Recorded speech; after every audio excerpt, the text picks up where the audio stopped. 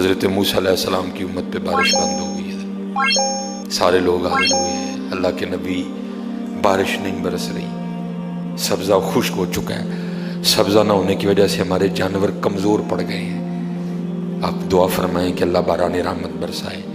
آپ نے فرمایا سارے میرے ساتھ چلو، استسقاء ادا فرما کے اللہ کے حضور دعا کی، رب کریم تیری مخلوق ہے، ان پہ بارش برسا۔ لیکن بارش کو نہیں برسی، دھوپ اور تیز ہو گئی۔ یا اللہ ہم تو بارش مانگنے آئے تھے، تو بارش تو برسی کوئی نہیں بلکہ دھوپ اور تیز ہو گئی۔ تو آگے سے جواب کیا آتا ہے، کلیم اے میرے نبی علیہ السلام، یہ جو بندے آپ لے کے آئے ہیں نا نماز کے لیے، ان میں ایک بندہ ایسا بھی ہے جس کو 40 سال ہو گئے ہیں، اس نے ہمیں ایک سجدہ بھی نہیں کیا،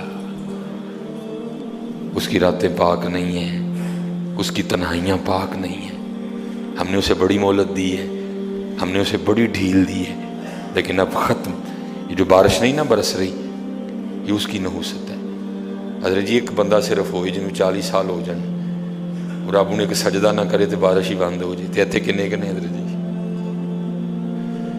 اتنے محلے بھرے نے حضرت جی، انہوں نے 40 سال ہو گئے نے کدی مالک اگے جھکے ہی نہیں، حضرت آئے ہی نہیں کبھی مسجد، رمضان میں بھی نہیں آئے۔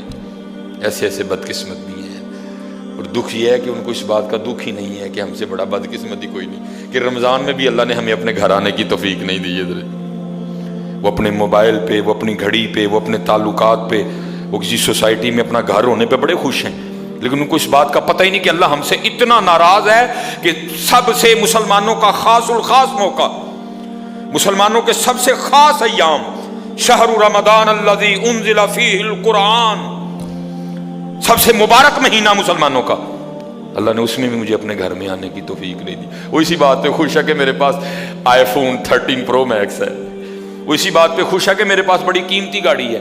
اور یاد رکھنا پتر، میرے بھائیوں کاکیوں، سب سے اللہ کا سخت ترین عذاب، حضرت موسیٰ علیہ السلام واز فرما رہے تھے اپنی امت کو، فرمایا اللہ کی نافرمانی نہ کرو نہیں تو تم پہ فلاں فلاں عذاب اترے گا۔ ایک شخص اٹھ کھڑا ہوا، عرض کرتا ہے اللہ کے نبی علیہ السلام آپ فرما رہے ہیں اگر اللہ کی نافرمانی کرو گے تو فلاں فلاں عذاب آئے گا، میں تو جیسے جیسے نافرمانی کرتا ہوں اس کی نعمتیں مجھ پہ بڑھتی جاتی ہیں، مال بڑا ہے، بڑھ رہا ہے دن بہ دن، اولاد بڑی ہے، بڑھ رہی ہے دن بہ دن، تو پھر سزا کاہے کی ہوئی؟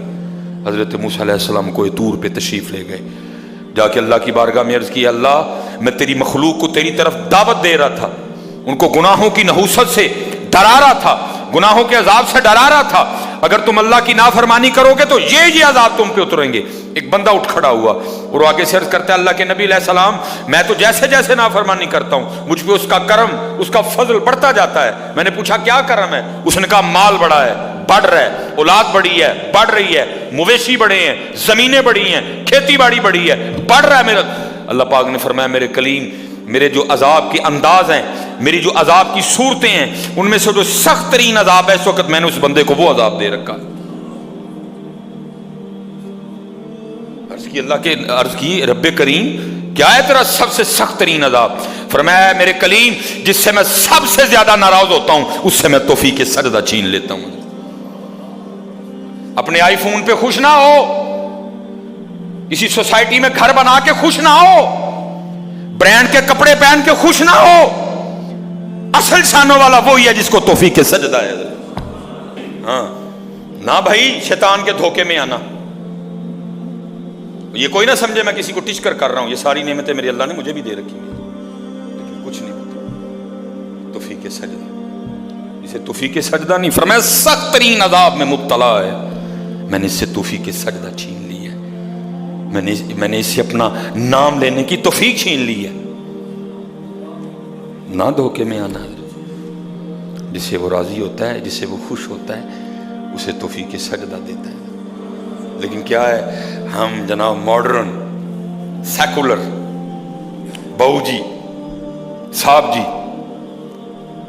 بڑے خوش ہیں، دکھی نہیں ہے کہ مجھے رمضان میں بھی توفیق نماز نہیں ہوئی، مجھے رمضان میں بھی اللہ نے اپنے گھر آنے کی توفیق نہیں دی۔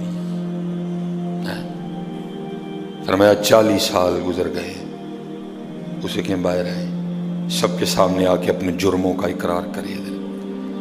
اب اس کو پتہ ہے، باقی کسی کو نہیں پتہ ہے، حضرت موسیٰ علیہ السلام مخاطب ہوئے، فرمایا کون ہے جس کو 40 سال گزر گئے اس نے ایک سجدہ بھی اپنے اللہ کو نہیں کیا؟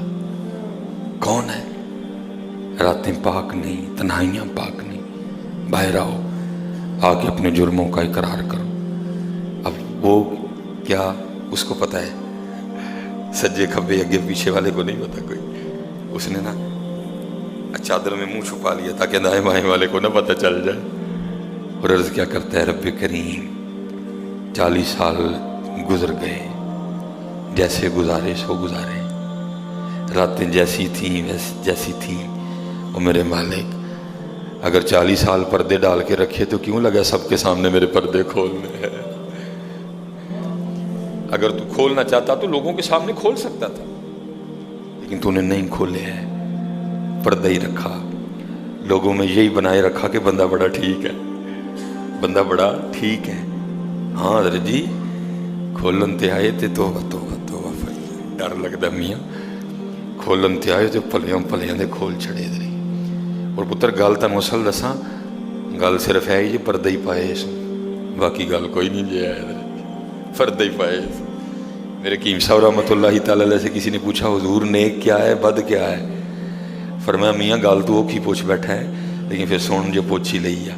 فرمایا جڑا پھڑ کتے وہ بد دے، جڑا نہ پھڑیا جائے وہ نیک ہے، باقی چپ ہی چنگی ہے میاں۔ ہاں پتر پردہ ہی پائے، باقی منوں بھی اپنا پتہ ہے تو تانوں بھی اپنا پتہ ہے، سارے ہی اپنا اپنا پتہ ہے، صرف ہے کہ پردے پائے۔